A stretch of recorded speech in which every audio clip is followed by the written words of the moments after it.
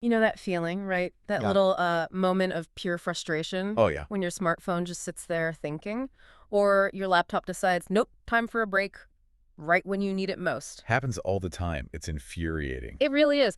Well, imagine this.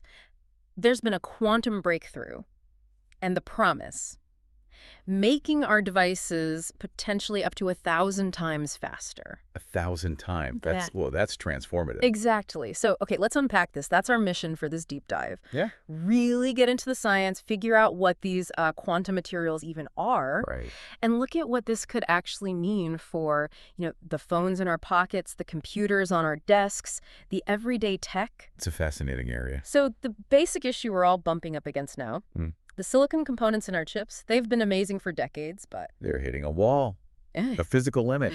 We just can't shrink them down much more and expect the same kind of performance jumps we used to get. Right, so we need something fundamentally different. Exactly. It's not just about small upgrades anymore. We need like a new paradigm to get those really amazing enhancements, like storage, speed. A new paradigm. And the source material mentions that number again. Up to 1,000 times faster.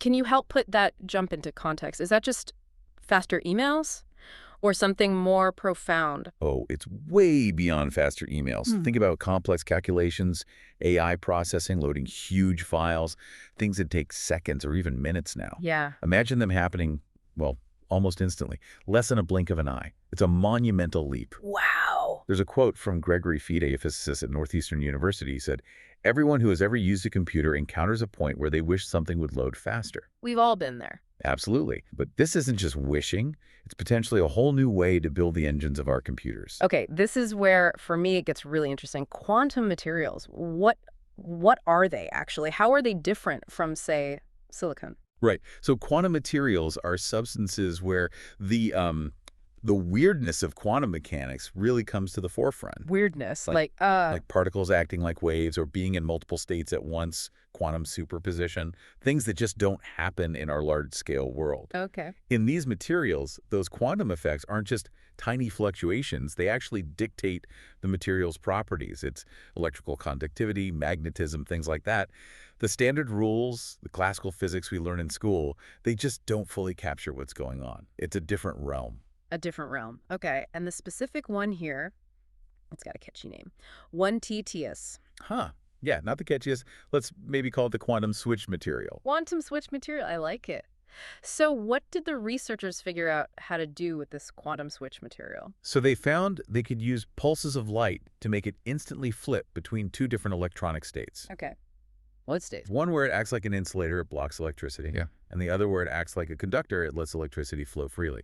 Ah, so like an on-off switch. Exactly. That's the absolute core function of a transistor in a computer chip, the binary 0 or 1.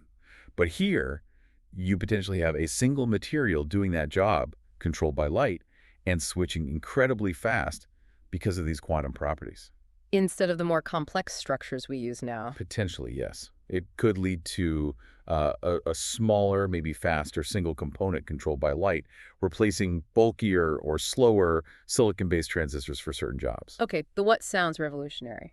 A light-controlled quantum switch. Yeah. But how did they do it? What was the clever technique? They developed a process they call thermal quenching. It involves very rapid heating and then cooling. Thermal quenching. Okay. And what's really fascinating here and a big step forward is that previous attempts with this material often needed really, really cold temperatures, Yeah. like cryogenic temperatures. Liquid nitrogen stuff. Impractical. Exactly. But this new method works at more practical temperatures. Still specific, but not deep freeze levels. And crucially, the state they created was stable for months, not just vanishing after a few seconds like before. That's huge for stability. Massive. But the real trick was the timing of the heating and cooling.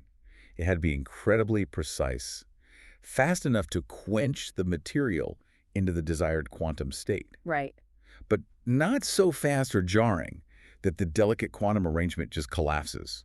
It's like trying to freeze a soap bubble perfectly intact, a very fine balance. That sounds incredibly delicate.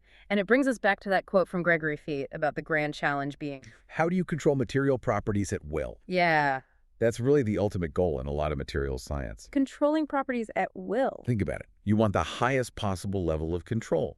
You want to tell a material, okay, now be an insulator. Now be a conductor. Do it instantly. Do it reliably every single time. Because that's what you need for a device. Exactly. That kind of speed and certainty is what you can actually build technology around. Imagine chips that could, I don't know, reconfigure themselves on the fly for different tasks. Wow. Okay, but let's manage expectations slightly. You mentioned stability for months, practical temperatures, but this isn't going into my phone next year, right? Oh, definitely not. No. These techniques are still very much lab-based. They're nowhere near ready to be stuffed inside our gadgets right now. Okay, so how should we think about this research in the bigger picture? What's its significance now? Well, it opens doors. It shows potential pathways to completely different kinds of electronic components, different ways of designing circuits. It's about laying the groundwork for potentially huge performance jumps down the road. So it's fundamental science pushing boundaries. Precisely. Fiat also draws a distinction, He mentions quantum computing as one route to tackle complex problems. Right, that's a whole different beast. It is. And he says another route is to innovate in materials for more, let's say, conventional style computing, but with radically better performance. This research falls squarely into that second category, finding new building blocks. Innovating in materials. Okay, so let's bring it back home. What does this all mean for, for us using our devices every day? The potential is huge, right? Transforming speed, processing. The potential is absolutely profound. It could fundamentally change our relationship with technology. But, and it's an important but, it's a long road from a physics lab discovery to something you can buy off the shelf. A long road, sure, but it feels like a really significant signpost on that road. I think that's a great way to put it. It's a signpost showing a fundamentally different direction, a shift towards harnessing these quantum effects for speed in a way we haven't before. It's not just tweaking silicon, it's exploring a new frontier. A new frontier. So thinking about that, just imagine for a moment a world where that lag, that waiting is just gone, where information is instant. How does that change things? What becomes possible when speed is almost, limitless? That's the really exciting question, isn't it? What new ideas, what new applications, what kind of digital world emerges when the bottleneck of processing speed dramatically shrinks? It makes you wonder. You know that feeling, right? That Yeah. little moment of pure frustration Oh, yeah. when your smartphone